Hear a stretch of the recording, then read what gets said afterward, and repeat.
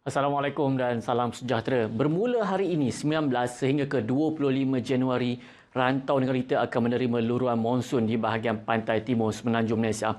Justru itu, Met Malaysia telah pun mengeluarkan dua jenis amaran. Amaran yang pertama adalah amaran hujan berterusan peringkat waspada yang dikeluarkan di beberapa negeri di pantai timur.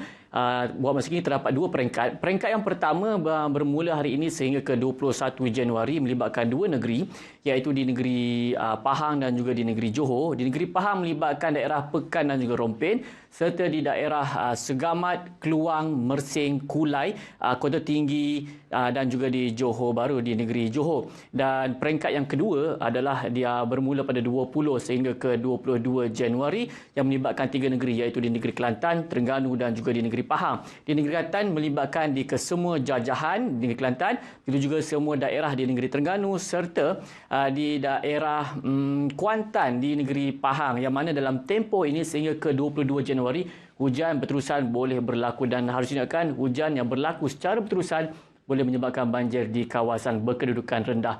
Baik, amaran yang kedua adalah amaran angin kencang serta laut bergelora kategori pertama, kedua dan juga ketiga, kerana dalam tempoh ini angin bertiup dengan agak kencang sekitar 50 hingga ke 60 km sejam di kawasan perairan Laut Cina Selatan, yang turut melibatkan kawasan perairan di negara kita yang melibatkan di negeri Kelantan, Terengganu, Pahang dan juga di Johor Timur.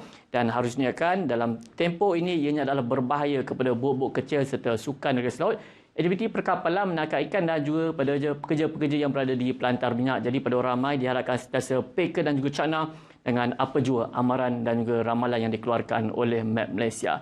Baik, seterusnya kita akan beralih ke paparan gemerada bagi melihat apa yang berlaku pada ketika ini.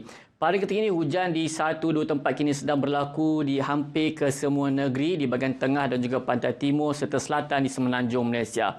Pada kini, hujan lebih tertumpu di bahagian pedalaman dan memandangkan kita menerima pengaruh angin daripada arah timur laut. Jadi, hujan yang berlaku di negeri Kelantan, Terengganu dan juga Pahang akan terus memasuki ke kawasan barat. Jadi, di negeri Perak, Selangor, Kuala Lumpur, Negeri Sembilan, Melaka dan juga Johor akan terus mengalami keadaan cuaca yang agak lembap dan kita jangkakan boleh berlanjutan sehingga ke lewat malam. Begitu juga di negeri pantai timur, di negeri Kelantan, Terengganu dan juga di bahagian tengah di negeri Pahang. Buat masa kini di negeri Perlis, Kedah, Pulau Pinang, buat masa kini alhamdulillah tiada hujan yang berlaku. Keadaan yang lembap juga berlaku di negeri Sabah dan juga Sarawak.